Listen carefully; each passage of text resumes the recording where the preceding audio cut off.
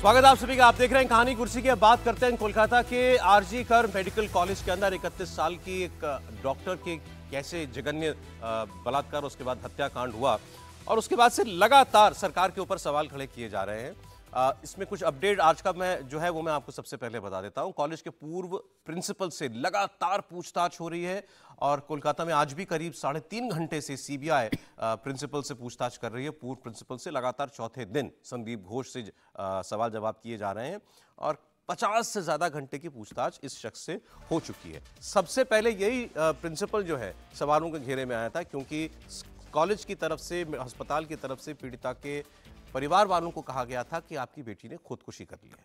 फिर सरकार पर जब दबाव बना तो इनसे इस्तीफा लिया गया, लेकिन उसी वक्त कुछ घंटों के अंदर एक दूसरे मेडिकल कॉलेज में इनको पोस्ट कर दिया गया। तब से लेकर आज तक ऐसा लग रहा है कि ममता बनर्जी केवल सवाल ही झेल रही हैं और उत्तर उनके पास किसी बात का नहीं है। मामला सीबीआई को जाता है तो खुद सड़कों पर उतर जाती हैं इंसाफ मांगने के लिए। खुद मुख्यमंत्री, खुद गृह मंत्री, खुद स्वास्थ्य मंत्री। इसीलिए विपक्ष ने पूछा कि इंसाफ आप मांग किससे रही हैं। अब हुआ यह कि सीबीआई की टीम पीड़िता के घर भी पहुंची है और एक डायरी की बात की जा रही है कि जो वो डॉक्टर थी वो शायद डायरी लिखा करती थी, क्योंकि बहुत से लोगों का मानना है कि इस मेडिकल कॉलेज के अंदर बहुत सी धांधलियां हो रही थीं और शायद पीड़िता उसके बारे में कुछ जानती हो। जो आरोपी पकड़ा गया है संजय रॉय, उसका साइकोलॉजिकल टेस्ट कराया जा रहा है। कल भी हुआ था और आज भी हुआ था। सीबीआई के सोर्सेज से पता चल रहा है कि सीबीआई का पहला टास्क तो यह है, ये पता लगाएं कि इस पूरी वारदात में एक यही संजय रॉय शामिल है या इसके अलावा और भी अपराधी हो सकते हैं। अभी तक और अपराधियों के होने के प्रमाण सामने नहीं आए हैं। इस बीच पोस्टमार्टम रिपोर्ट अब सार्वजनिक की जा चुकी है पीड़िता की, जिसमें बताया जा रहा है कि शरीर पर 14 से ज्यादा चोट के निशान थे और पूरी बर्बरता उसके साथ की गई। वो सब कुछ उस रिपोर्ट में सामने आ गया है। लेकिन अब इसका जो पॉलिटिकल फॉल आउट है वो समझिए। ममता बनर्जी की सरकार किस कदर घिरी हुई है, प्रशासन कोलकाता का किस कदर डरा हुआ है। कल एक फुटबॉल मैच होना था, ईस्ट बंगाल बनाम मोहन बागान, और ये जैसे दुनिया में विश्व कप होता है ना, उसमें अगर अर्जेंटीना ब्राजील का मुकाबला हो तो कुछ वैसा ही है। कोलकाता के फुटबॉल प्रेमियों की मिसाल दुनिया भर के अंदर दी जाती है। लेकिन ये मैच कल कोलकाता पुलिस ने रद्द कर दिया, ऐन मौके पर। रद्द क्यों किया? उनको इस बात का शक था कि इस मैच में प्रदर्शनकारी आ सकते हैं या मैच में सरकार के खिलाफ लोग विरोध जता सकते हैं, इसलिए मैच को ही कैंसिल कर दिया गया। लेकिन ये दोनों पक्ष के जो फुटबॉल फैंस थे, जो आपस में कभी एक साथ नहीं होते, लेकिन कल इन्होंने सड़क पर उतरकर ममता बनर्जी की सरकार से इंसाफ की मांग की है इस पीड़िता के लिए। वो भी एक तस्वीर आपको देखनी चाहिए। वो तस्वीरें व्यूअर्स, वो विजुअल्स हमारे पास होंगे, वो आप दिखाएं व्यूअर्स को। और उसके ऊपर भी पुलिस ने इनकी धरपकड़ की। पुलिस ने इन लोगों के ऊपर, फुटबॉल फैंस के ऊपर सख्ती की। तो ये सब कुछ वहां पर हो रहा है।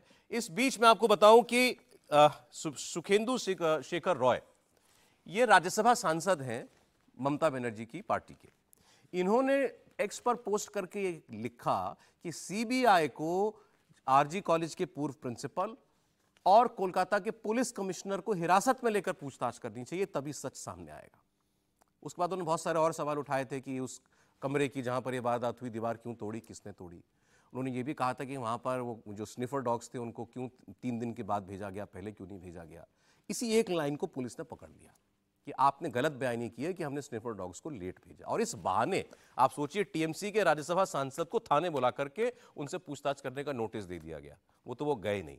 एक दूसरे सांसद हैं टीएमसी के, शांतनु सेन, ये पेशे से डॉक्टर हैं, ये पूर्व सांसद है, माफ कीजिएगा, लेकिन पेशे से डॉक्टर हैं। जाहिर है कि वो अपनी फ्रेटर्निटी के साथ खड़े हुए थे प्रोटेस्ट में। इसी एक बात पर कि आपका सांसद क्यों सवाल उठा रहा है, और सवाल कि उसने केवल उस पूर्व सांसद ने केवल इस मेडिकल कॉलेज के प्रिंसिपल के ऊपर उठाए, उनको भी नोटिस दे दिया गया। उनको प्रवक्ता पद से बर्खास्त कर दिया गया। वो कह रहे हैं, और मुझे इसकी जानकारी मीडिया से मिल रही है कि मुझे प्रवक्ता पद से हटा दिया गया। और वो भी ये कह रहे हैं कि जो कुछ पार्टी कर रही है ये ठीक नहीं कर रही है। सवाल यह है कि ममता बनर्जी आखिर अपनी पार्टी के अंदर बोलने वाली आवाज़ों को, सड़क पर निकलने वाले प्रदर्शनकारियों की आवाज़ों को क्यों दबाना चाहती हैं? वो प्रदर्शन कर रहे हैं, उनका हक है। आपका काम है इंसाफ देना, वो आप कीजिए। समीर जी, देखिए, ममता बनर्जी की एक बड़ी चुनौती है। एक राज्यसभा सांसद अगर ममता बनर्जी के बहुत करीबी माने जाते हैं, तीसरी बार राज्यसभा में, अभी तो उनका कार्यकाल लंबा बाकी, ऐसा भी नहीं है कि उनका राज्यसभा का कार्यकाल खत्म हो रहा है। 2023 में गए थे, भी 2029 तक का उनका कार्यकाल राज्यसभा का बाकी है। ऐसा नेता जो ममता बनर्जी से राज्यसभा भेज रही है, वो ममता बनर्जी की सरकार के खिलाफ सीधे सीधे बोल रहा है कि पुलिस की लापरवाही की जांच होना चाहिए।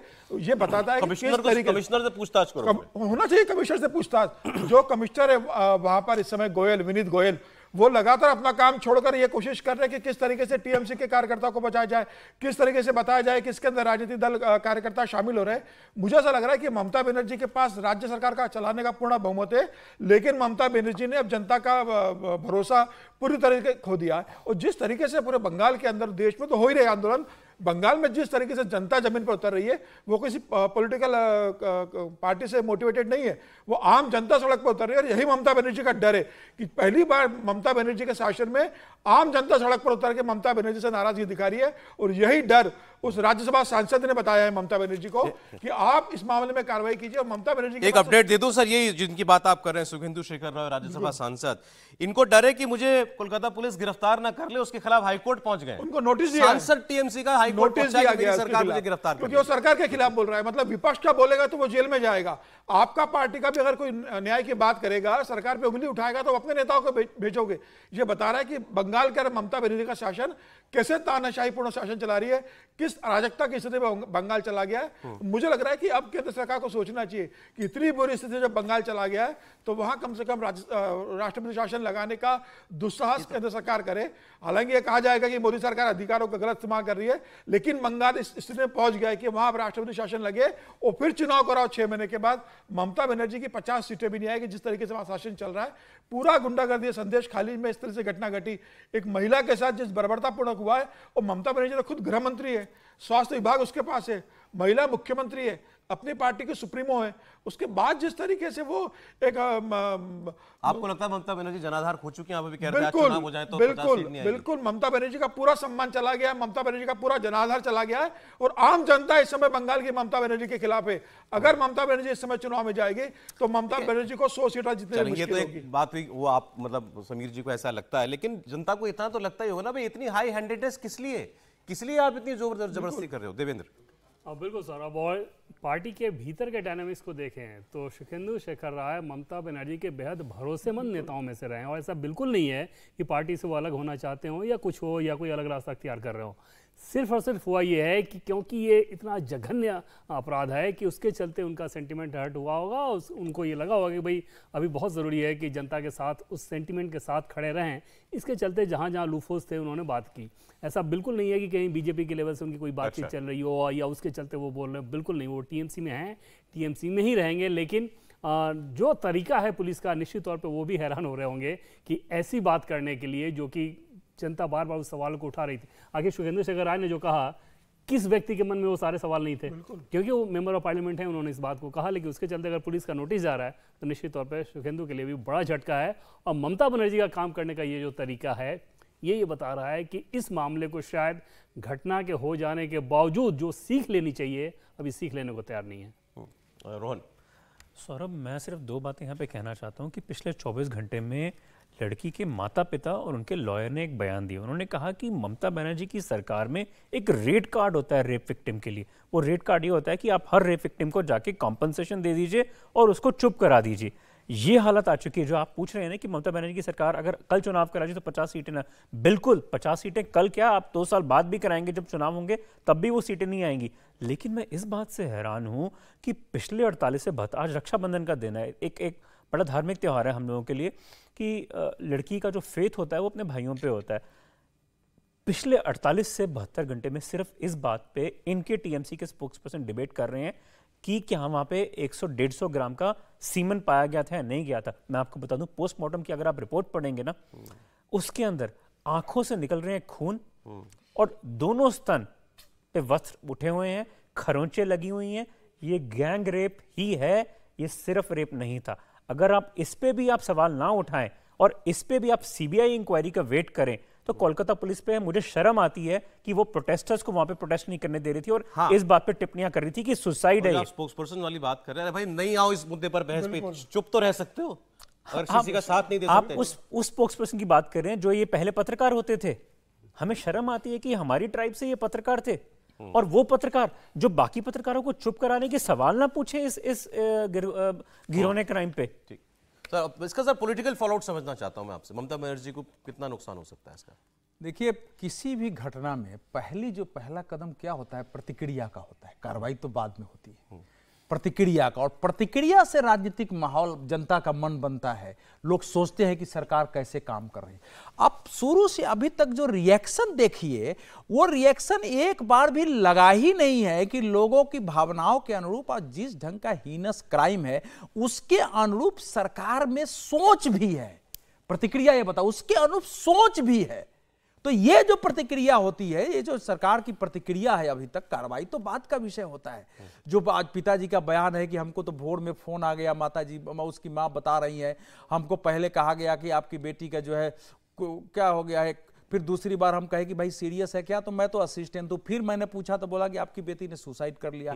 हम लोग सुबह पहुंच गए, 3 बजे हमको शव दिखाया गया और हॉस्पिटल का कोई आदमी हमारे साथ नहीं था। सर एक अपडेट दे दूं बस मैं, इन्हीं जिनकी आप बात कर रहे हैं प्रिंसिपल ने क्या क्या किया था। संदीप घोष, सीबीआई पूछताछ में आरजी कर मेडिकल कॉलेज के पूर्व प्रिंसिपल से पूछताछ में कुछ खुलासे हुए हैं।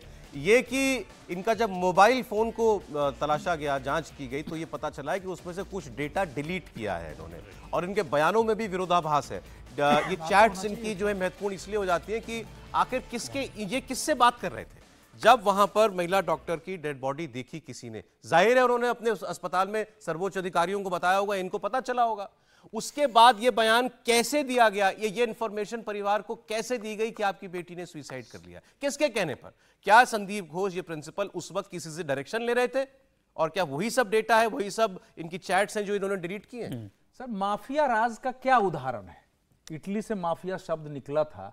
ये माफिया राज क्या होता है कि सत्ता के हर जगह पर पीछे से कोई और होता है और सामने कोई और दिखता है। मुझे तो भय है कि ममता बनर्जी का माइंड कौन चला रहा है इस समय, मतलब पश्चिम बंगाल में, क्योंकि जितना हम लोग उनको जानते हैं, इस प्रकार का कैरेक्टर उनका रहा ही नहीं जो पिछले हम देख रहे हैं इतने सालों से, 12-13 सालों से। तो कौन चला रहा है इसको? तो ये तो लगता है कि सत्ता से, राजनीति से, पार्टी से, अपने प्रशासन से उनकी पकड़ और संवाद ही खत्म हो गई है। अब इसमें जनता, सर फियर, डर कि ये सारी पॉलिटिकल फोर्सेस मेरे खिलाफ खड़ी हो गई हैं, बिल्कुल ये डर है। ये डर किसने पैदा किया होगा? यही तो बात है कि इंफॉर्मेशन आपको कैसे नहीं मिल रही कि आपका राज्यसभा सदस्य है, आपके यहाँ पत्रकारिता जो रही, पत्रकार क्या बोल रहा है, आपके पास इतने आईबी होते हैं, स्पेशल ब्रांच है, 2011 से ज्यादा जो पकड़ा गया है संजय राय, आपने सिविल वॉलंटियर्स अपने पार्टी के बना रखे हैं। अगर इतने के बावजूद गांव-गांव में आपकी पार्टी की इकाइयां हैं जो वामपंथियों को, बीजेपी को, आरएसएस वालों को, कांग्रेसियों को मारती है, जान से भी मार देती, पहुंच क्यों नहीं रही है? तो इस ढंग से टूटने का मतलब है कि आपकी सत्ता हिली हुई है। लेकिन चुनाव के दृष्टि से अगर हम देखेंगे तो अभी जल्दीबाजी होगा, लेकिन पूरा माहौल, और होना भी चाहिए, पश्चिम बंगाल विद्रोह के लिए जाना जाता है।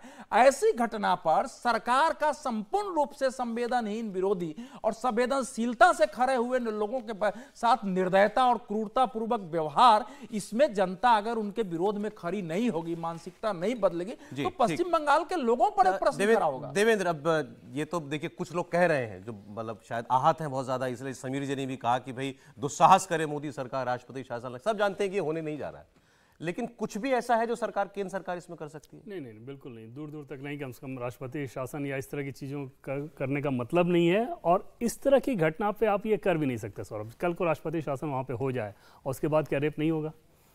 और ये क्या दूसरे राज्यों में फिर आप यही पैरामीटर रखेंगे? और या एक राज्य में रेप होता है तो आप राष्ट्रपति शासन लगा देंगे, दूसरे में नहीं लगाएं? तो ये सारी चीज़ें तो नहीं हो सकती।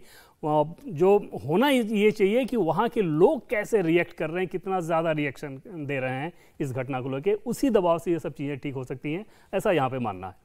उसमें पिछले दिनों मेरी बातचीत हुई थी इस पर विस्तार से ही, क्या ये ऐसे ही चलते रहेगा? तो उस पर उनका ये कहना था कि बड़े लेवल पे बड़े व्यक्ति हैं, उनका ये कहना था कि इसका एक ही सॉल्यूशन है कि वहाँ पे जनता सीधे रिएक्ट करे। जैसे लेफ्ट गवर्नमेंट जब थी, जनता ने रिएक्ट किया तो ममता बनर्जी ने उस काम को इस्तेमाल किया। अब ममता बनर्जी के खिलाफ भी अगर वही गुस्सा है तो वही एक सॉल्यूशन है, इसके अलावा कुछ और नहीं किया जा सकता। जन समर्थन आज भी ममता बनर्जी के साथ है। इसमें कोई दो राय नहीं सर। जैसे इतनी बड़ी घटना पे क्या पूरे बंगाल में प्रदर्शन नहीं होने चाहिए थे? कहाँ हो रहे हैं?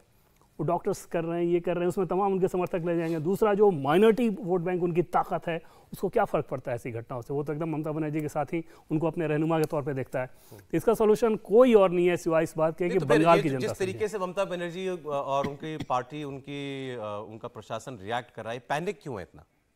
वो एग्रेसिवली करते ही हैं। वो किसी भी चीज़ को उनको देखने गया कि कोई भी काम, और मैंने पिछले दिनों एक सरकार के बड़े व्यक्ति से पूछा था कि सभी राज्यों के अगर मुख्यमंत्री की बात करें तो किनके साथ काम करना सबसे आसान होता है किस राज्य सरकार के साथ, उनका ये कहना था कि पश्चिम बंगाल सबसे डिफिकल्ट है। वहाँ पे पश्चिम बंगाल को छोड़ के बाकी राज्यों के साथ आसान चीज़ है, पश्चिम बंगाल में सबसे डिफिकल्ट है, क्योंकि वहाँ पे सामान्य बात भी समझाइए, सामान्य डॉक्यूमेंट्स भी मांगिए, केंद्र सरकार की कोई स्कीम है और उसके बदले में अगर चाहिए, अगर आपको यहाँ से धनराशि भेजनी होती है, बदले में वहाँ से कागजात चाहिए होते हैं, बोले कि वो सामान्य बात भी कम्युनिकेट कीजिए, तो उनका रिएक्शन एकदम से हॉस्टाइल रहता है। तो वहाँ के सरकार में ये एक तरह से टॉप लीडरशिप से आ जाए, तो मुख्यमंत्री ममता बनर्जी हैं, उनका तेवर ऐसा है तो नीचे तक ट्रांसफर होता है। बोले कि वो सिस्टम ऐसा ही है कि वो सुनने को तैयार नहीं होते। आपको लगता है ममता बनर्जी शायद इस बात से सबसे ज्यादा उनको अफरंट लगा हो या उनको तैश में आई हो, गुस्सा आया हो कि सीबीआई को क्यों दे दी जांच? निश्चित तौर पे ये तो कतई से ही नहीं चाह रही थी, और सीबीआई पे इस लिहाज से देना पड़ा क्योंकि कोर्ट का दखल हो गया, अन्यथा वो तो किसी कीमत में नहीं देती है, उसमें तमाम तरह की चीज़ों को कहती।